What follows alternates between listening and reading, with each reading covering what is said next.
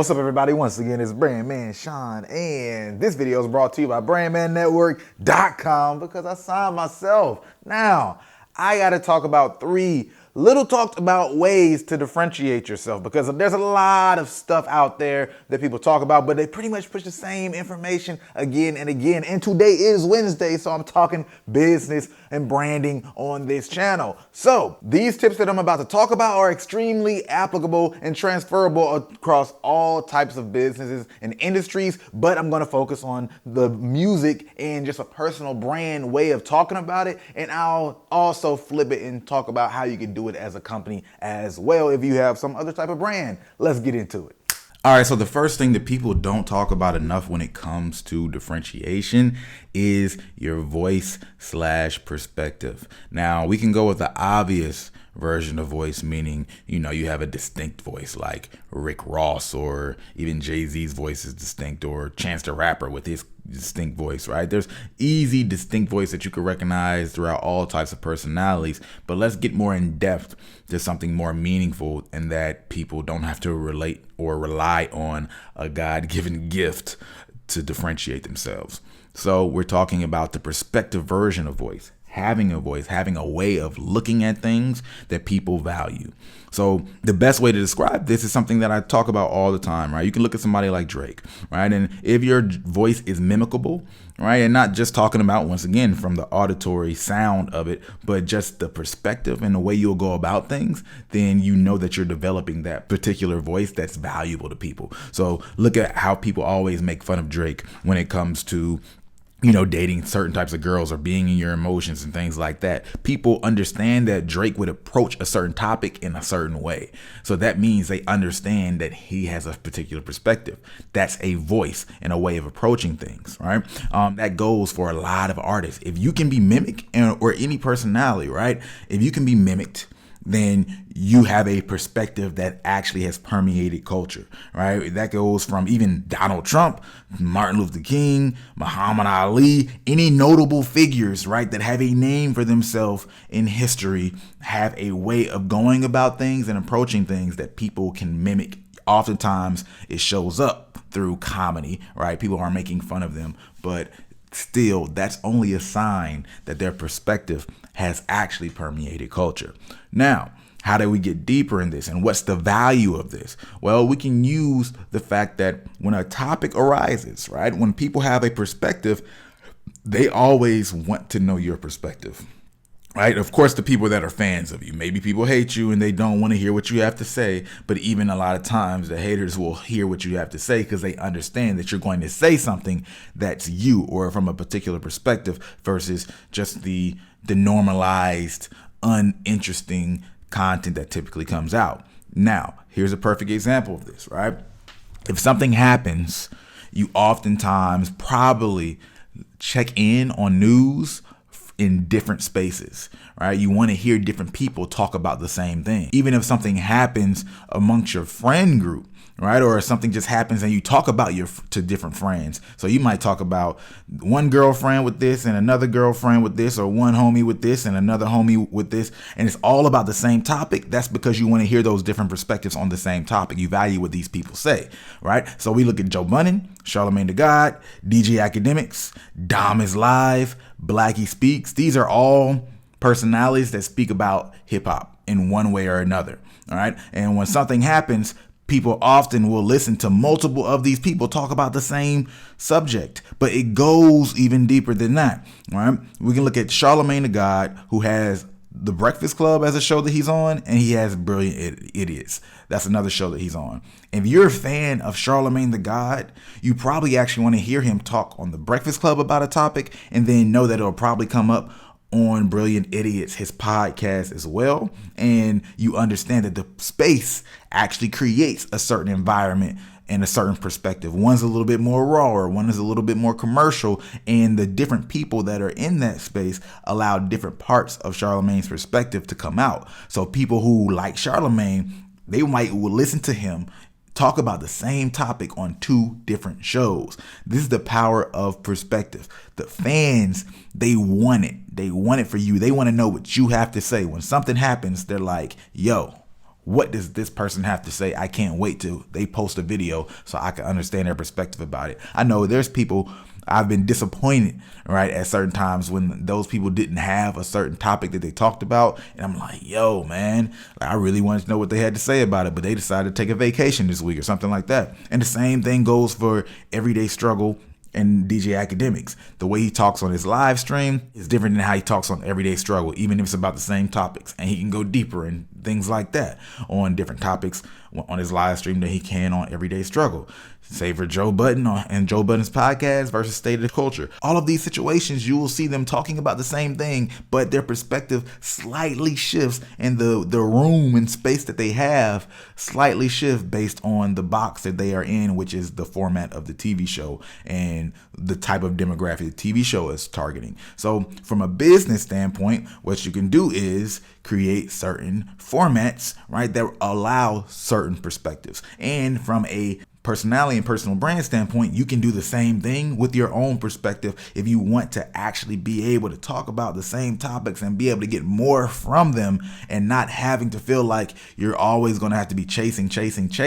It takes a little bit of work off of you if you create different formats that allow you to speak in different ways, even about the same topics. But that might be a completely different TV show. You might have to be in a different space or platform, but it's going to give you more space to work with. And you see the same thing when it comes to the news. And when I say news this time, I'm talking about CNN, Fox, NBC. They know this formula. It's all the same thing, right? They're companies, but they're personality driven. So you already know, as an overarching umbrella, CNN is going to have a general perspective that they allow, and Fox is going to have a general perspective that they come from and allow. Those are some overall boxes that they come from.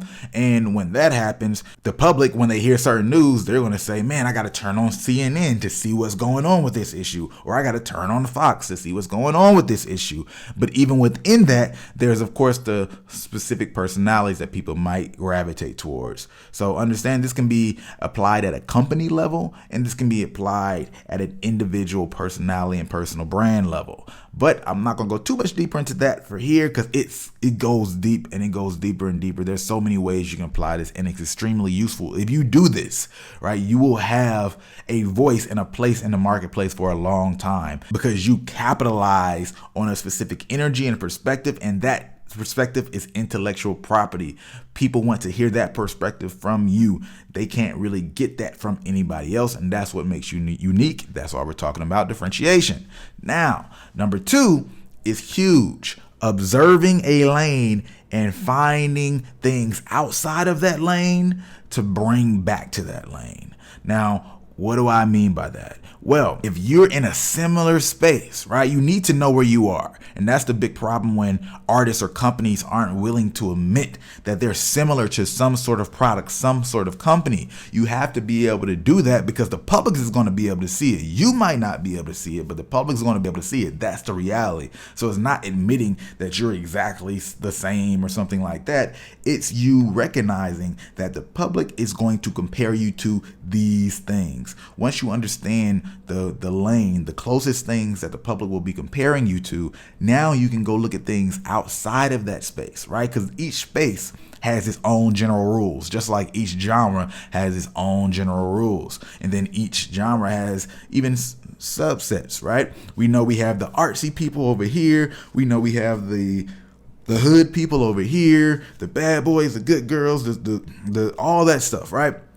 Each of those, though, still has branches within it. And that's when you start to look at your lane and see who's closest to you. Once you understand that, now you can say, okay, yeah, I'm a good boy, or I sing good boy type songs, but maybe I want a bad boy visible image. Or maybe I'm a lyrical type artist, but I'm not going to use the beats that people traditionally associate with lyrical type artists, right? There's so many ways to slice this, but it all ends up going back to one word, which is positioning. Positioning allows you to exist in a marketplace with people that other people would normally think to be competitors. All right, so here's a breakdown of female singers and rappers and how they differentiate themselves within their class, whether it was done purposefully or not. All right, so let's start with the 2 biggest female artists when it comes to, the hip hop, R&B, urban, however they want to call it, that side of things, or the pop stars, the black pop stars.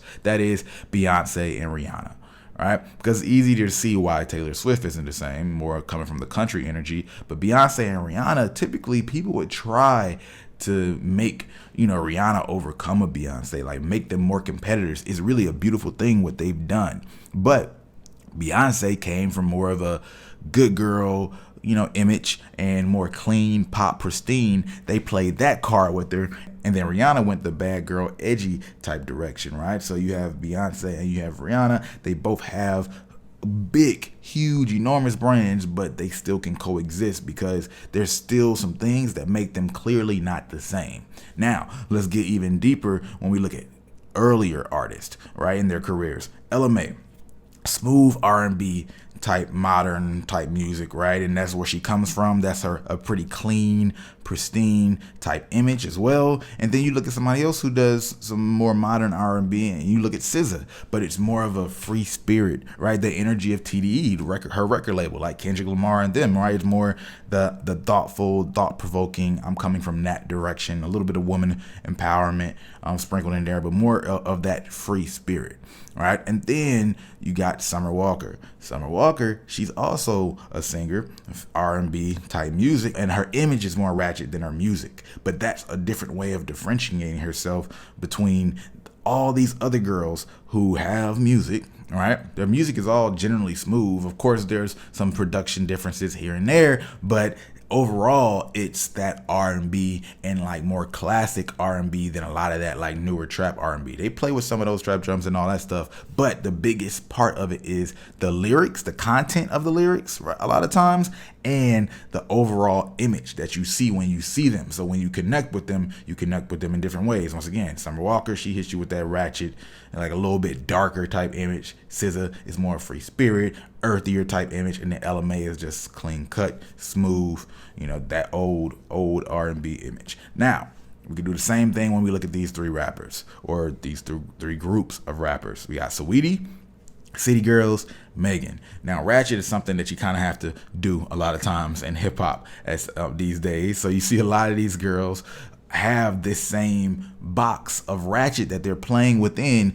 but they play it in different ways. Saweetie is a classic ratchet, right? City Girls, they're scamming. They're coming from that energy. And of course, that Miami energy. And then Megan is talking sex, right? It's not that they don't ever overlap in anything they talk about, but they all have different angles that they approach for it. And we can break that down even deeper, because when we talk about City Girls and scamming, that gets a lot different than Megan and Saweetie, who speak on the college stuff. Megan's currently in college, but again, Megan goes more stripper image is route, what people associate with that, right? And heavy twerking, all that stuff. And Saweetie goes further.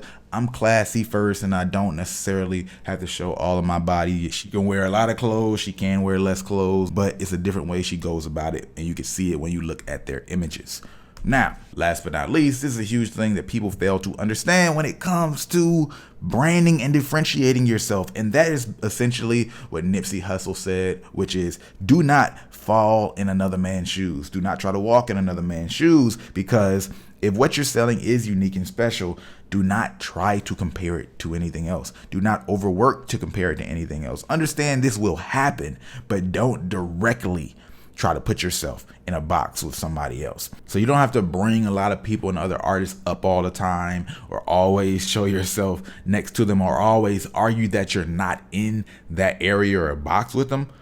Understand that people might do it, but you don't need to spend that energy doing it yourself, because it doesn't work the way you think it will. A good example of people who understood this was, once again, Nipsey Hussle. Early on, a lot of people compared him to Snoop Dogg. I mean, his voice is similar. I mean, long, lanky. I mean, they even look alike a little bit, a little swagger, similar a little bit. You know what I mean?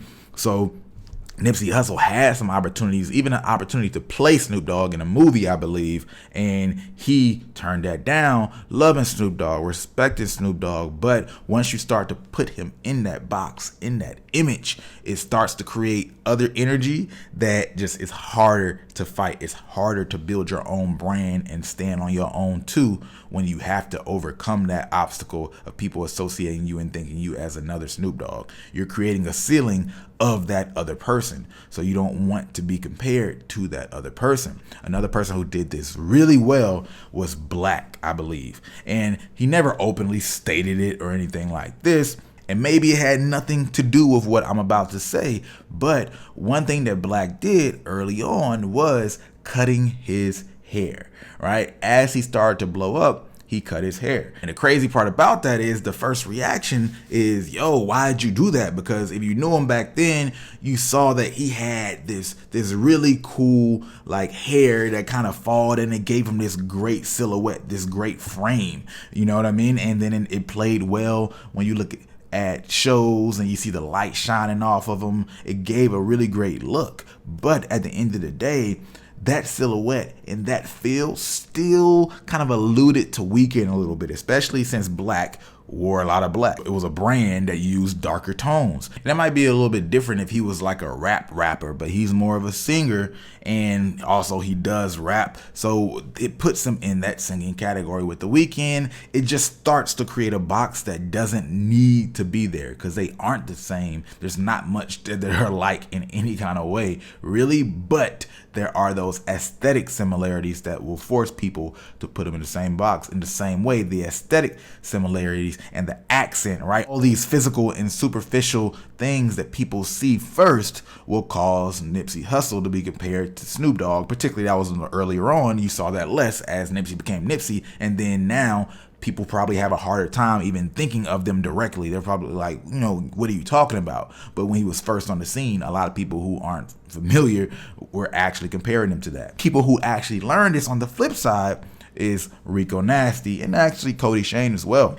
They were both compared to Lil Yachty at the beginning, right? They were basically compared as female versions of Lil Yachty. And what is interesting is you think that because they're females, it kind of lifts some of that weight of the branding and being in somebody else's shoes. But that direct comparison in that way, it actually still has the same limitations. And even if you can go higher than a male with that same direct comparison could go, the problem is, what if Lil Yachty stops, right? So now you're compared in this lane and your success is directly tied to that other person's success. So you have to continue to go up and up and up, only with the hopes that other person continues to go up. Because if not, they're in this sound that's being killed. And once their sound is killed or they're no longer popular, you die off with them.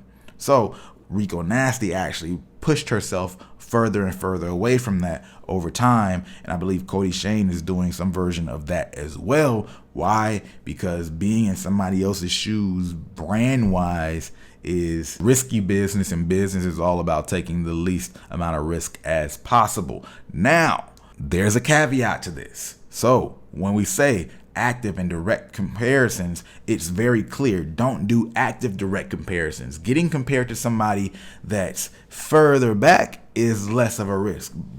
Taking inspiration from people that are further back, 20, 30 years ago is less of a risk. Why? Because the audience that you're speaking to probably has less knowledge on that person. They'll be the people who know that person, right? They might know James Brown. They might know, I don't know, Michael Jackson or whoever. And they'll be like, yo, you're stealing from this person.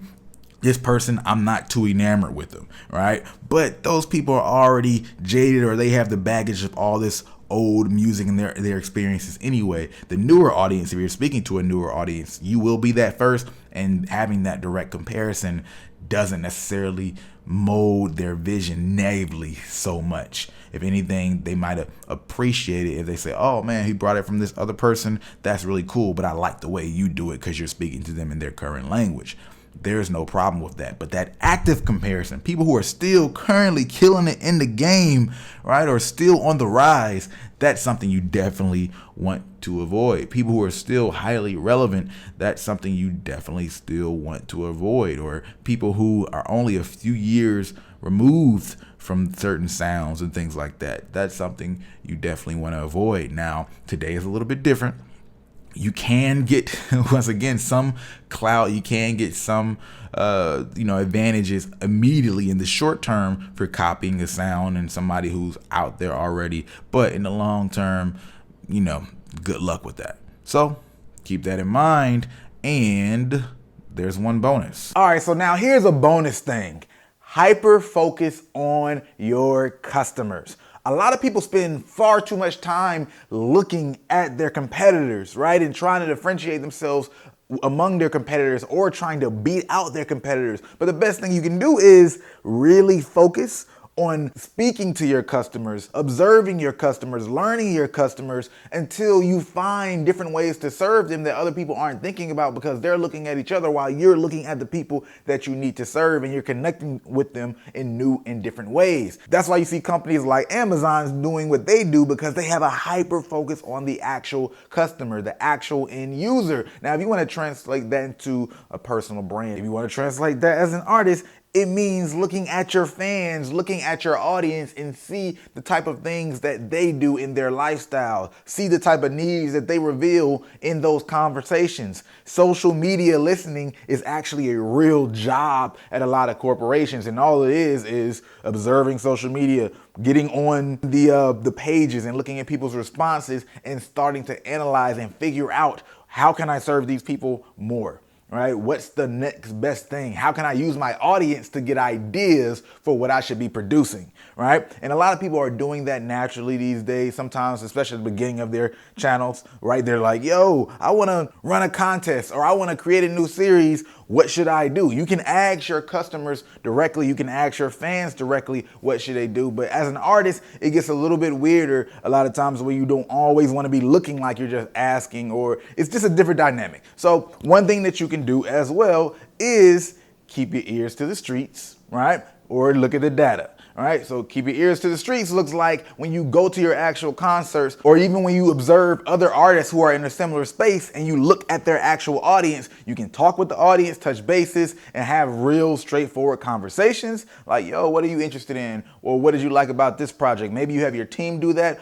or right, you can go look at the things that your audience likes, like the magazines they like, the blogs they follow, and things like that, and see what they're really engaging with over there. So if they're engaging with this makeup tutorial or something like that, then maybe you figure out how to mesh your music with makeup for one period of time, maybe just for one campaign activation. It doesn't have to become a part of your brand, right? And then leverage that to touch your audience in a different way. Or maybe they're interested in, I don't know, let me see, anime, or they're really talking about one specific show, right? There's so many different things that they do, or so many different conversations your audience is having online that you can leverage and connect with them in a different way, because you can be inside of that conversation as an artist, utilize that conversation as an artist to produce new content, but then you connecting with them in a thing that they already are interested in will show that you're still in touch, and they'll also feel closer to you because they're like, yo, man, this person, they like what I like, right? And they understand the lingo that I understand. This thing that feels like inside information, they're inside with me. They're in the club, and we're one of the same. So leveraging other interests that your audience has is a huge hack to connect with your audience and differentiate yourself from other people in your lane, because you're just continuously serving them, and you're doing the best at serving them versus worrying about playing this game that's already been established, right? You have to continuously stay ahead of the curve and continuously move and grow with your audience. So that's it for now. Would love to answer any questions or comments in the comment section below, for the next couple of days. Other than that, as always, this video is brought to you by BrandmanNetwork.com. We help artists build their brands, develop their fan base, and mentor them throughout the process. If you like this video, go ahead and like button. If you like it, you might as well share it. And if you're not subscribed, you know what to do. Hit that subscribe button.